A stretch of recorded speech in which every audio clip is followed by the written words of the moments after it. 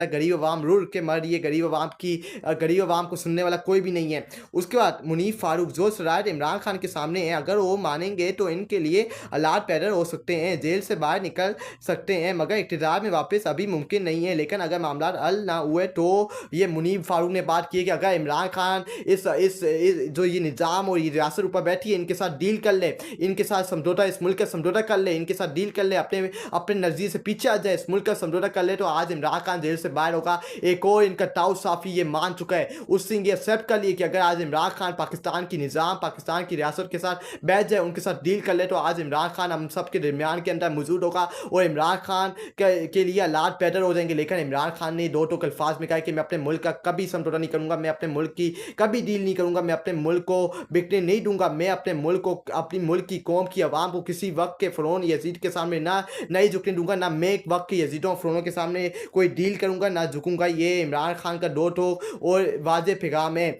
उसके बाद जज अगर ट्रांसफ़र हो भी जाए तो वो सीनियर नहीं हो जाएगा, क्योंकि वो नया अलफ लेगा और वो पहले तमाम जज के पीछे खड़ा होगा। मती उल्लाह जान ने दूसरी अदालतों से जज को लाख अजीब सस्ते बनाने को बिजली की तारों पर गंदा डालने से तस्बीह दे दी।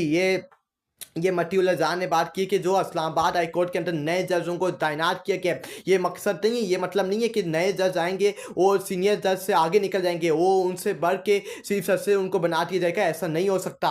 ये आप गलत कर रहे हैं। अगर आज आप एक और नया अरबा इस्तेमाल कर रहे हैं, क्रैक डाउन कर रहे हैं जजों के ऊपर, तो ये कल आपके खिलाफ भी इस्तेमाल होगा, कल आप भी चीखेंगे, क्योंकि ये सारे अरबे आज जो आप इस्तेमाल करें ये आपके अपने गले पड़ेंगी। ये आप बात लिख के ले लें। आज भी ऊपर फ़िरौन यजीद खुश हो रहे हैं, ये मिठाइयाँ बांध रहे, कल इन्हीं के गले ये सब कुछ पड़ेगा जो आज ये इस मुल्क के अंदर कर रहे हैं। नए नए कानून पास करवाए, नई नई आईनी तरमीम पास करवाए, ये इन्हीं के गले पड़ेंगे और ये चीखेंगे, लेकिन इनकी मदद करने वाला कोई नहीं होगा। समीना पासा आज़ाद एक ऐलान समात फरमाइए, अदलिया नामी एक अदालत कसाए आला से वफात पा चुका है, इन्ना वनिल्लाहि राजिऊन। इसका नमाज जनाजा इस्लामाबाद हाई कोर्ट में अदा की जाएगी, जबकि तफीन सुप्रीम कोर्ट के बाद इंसानी हकूक़ के मटबरे के पहलू में की जाएगी। शिरकत फरमा कर सवाब डायरीन हासिल करें। शुक्रिया। ये समीना पास सही बात की है कि आज पाकिस्तान की अदलियत दफन हो चुकी है, सुप्रीम कोर्ट के बाद ये दफन हो चुकी है। आज पाकिस्तान के अंदर इंसानियत की खिलाफवर्जी और ये जज आपस में लड़ रहे हैं। जज जब आपस में लड़ रहे हैं वो क्या आवाम को इंसाफ देंगे? आवाम उनसे क्या इंसाफ की तवक्को रखे जब वो आपस में लड़ रहे हैं? आपस में उनका मुकाबला चल रहा है कि कौन आगे जाएगा, कौन आगे निकलेगा, कौन पीछे आएगा, कौन हमसे आगे जाएगा, कौन चीफ जस्टिस ऑफ पाकिस्तान बनेगा। ये इस वक्त पाकिस्तान की अदलिया के अंदर हो रहा है। ये जो ऊपर फ़िरौन यजीद बैठे हैं, इन्होंने पाकिस्तान को तबाह और बर्बाद करके छोड़ दिया है। उसके बाद अगर हम देखें नदीम अफजल चुन, अगर फॉर्म 47 वाले इलेक्शन करवाने हैं तो क्या फ़ायदा? इससे बेहतर है कि इलेक्शन ना ही करवाएं, ना वोट गिना जाएगा, ना जिन्यून क़यादत सामने आई कि इसका सिर्फ एक ही हल है, फ्री एंड फेयर इलेक्शन करवाए जाएं। नदीम अफसर चुन ने सही बात की है कि अगर आपने यही करना होता है, एक चुन के एक सिलेक्ट लोगों को आवाम के मैंडेट को एक्सेप्ट नहीं करना होता, आवाम के मैंडेट को कबूल नहीं करना होता, तो फिर इलेक्शन करवाने का क्या फ़ायदा है? क्यों आवाम के पैसे ज़ाया किए जाते हैं? क्यों अरबों रुपये इलेक्शन के ऊपर लगाए जाते हैं? जब आपने सिलेक्टेड ही लोगों को लाना है, जब आपने आवाम के मैंडेट को आवाम के मैंडेट को कबूल नहीं करना, उनको एक्सेप्ट नहीं करना, तो फिर इलेक्शन का कोई फ़ायदा नहीं है। अगर इस मुल्क को आपने सही करना है तो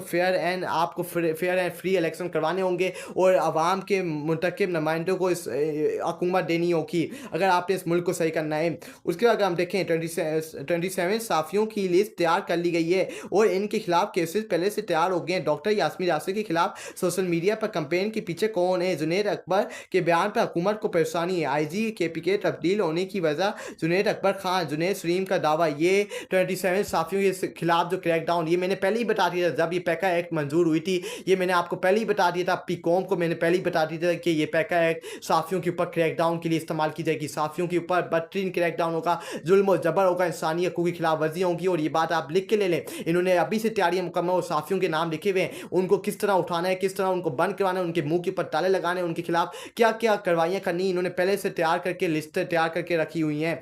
उसके बाद अगर हम देखें जुनैद सलीम, शहबाज सरकार को लाने का सबसे बड़ा नुकसान ये हुआ है कि इसने अपने लाने वालों को को जलील करवा दिया है। स्टैटमेंट कभी इतनी रुस्वा नहीं हुई थी जितना पिछले 3 साल में हुई है, जितना जितना 5 शहबाज सरकार ने करवा दिया है। जुनैद सलीम से सही बात की है। शहबाज सरकार ने इस मुल्क की इज्जत ही छोड़ी, वो स्टैटमेंट की क्या इज्जत करवाएगा। उससे इस मुल्क को तबाह और जलील और रुस्वा करके छोड़ दिया। आज पाकिस्तान की कहीं इज्जत नहीं है। आज इन्होंने पाकिस्तान की इमेज, पाकिस्तान का नाम पूरी दुनिया में तबाह और जलील और रुस्वा करके छोड़ दिया, तबाह और बर्बाद करके छोड़ दिया। आज पाकिस्तान का नाम कोई इज्जत से नहीं लेता। जब आप पाकिस्तान का नाम पाए जाके लेंगे किसी के सामने, वो कहेगा पाकिस्तान क्या बात कर रहे हैं, आपने पाकिस्तान का क्या असर नशर कर दिया है, आप अपने इस मुल्क में रहते हैं, तोबा इस्तग़फ़ार, आप किस मुल्क में रहते हैं। ये बाहर के लोग आपको रिएक्शन देंगे आगे से। उसके बाद हम देखें रॉ हाईकोर्ट से लाए जाने वाले जस्टिस सरफराज डोकर की रिपोर्टेड जजमेंट की तादाद 59, जबकि जस्टिस मोहसिन कियानी की रिपोर्टेड जजमेंट की तादाद 161, लेकिन फिर भी चीफ जस्टिस 59 वाले ही लगेंगे। साकिब बस ने सही बात की है।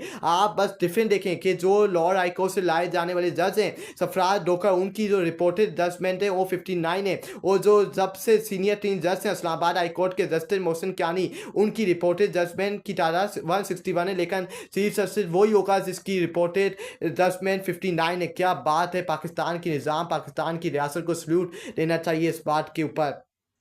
उसके बाद हम देखें आम से कहा जाता है कि नरमी का मुजाहरा करें। पीटीआई से इलेक्शन छीना, इमरान खान और बुशरा बीबी को जेल भेजा, लोगों के घर तोड़े, खवातीन वर्कर्स से बदतमीजी की, अरकान पार्लियामेंट को उठाया। हमसे नरमी की तवक्को क्यों की जाती है। फैसल चौधरी ने सही बात की है। ये जब नरमी की तवक्को करते हमसे जब इन्होंने कुछ किया ना होता। हमारी माई बहनों के ऊपर इन्होंने गलीस हाथ उठाया, इमरान खान के ऊपर गंदे गलीस केसेस बनाए, उसकी बीवी को जेल के अंदर डाला, लोगों के घरों के ऊपर छापे बना रहे, मारे, इंसानियत की खिलाफ वर्जियाँ की, लोगों के ऊपर मारपीट की, लोगों के ऊपर जुल्म और जबर किया। ये फिर भी आप ये रखते हैं उम्मीद कि हम ये नरमी दिखाएंगे, ये हमारे साथ खड़े होंगे, हमारे साथ हमारा हाथ मिला के हमारे कंधे के ऊपर हाथ रखेंगे। कौन सी तवक्को रख रहे हैं, ये कौन सी उम्मीद रख रहे हैं। अपनी ये उम्मीदें, ये अपनी जो आपने उम्मीदें रखी हुई हैं अपने दिमाग से निकाल दें। अपनी अच्छी उम्मीदें नहीं रखें आप।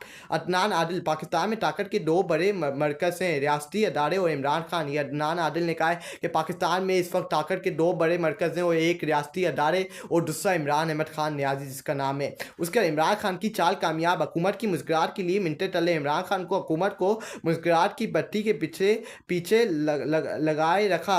शाइन सूबाई की खतरनाक खबर, इमरान खान को तोड़ने के लिए मुझ जेल या किसी दूर दराज जेल में भेजने का मंसूबा। आफ्ताब इकबाल का इंकशाफ, ये आफ्ताब इकबाल का इंकशाफ किया कि इमरान खान को किसी और जेल ट्रांसफ़र करने की बातें की जा रही हैं। ये आज के बयान थे। आपसे कल दोबारा मुलाकात होगी। अपनी दुआ में याद रखिएगा, जब अपनी दुआ में याद रखिएगा। अल्लाह हाफ़िज़।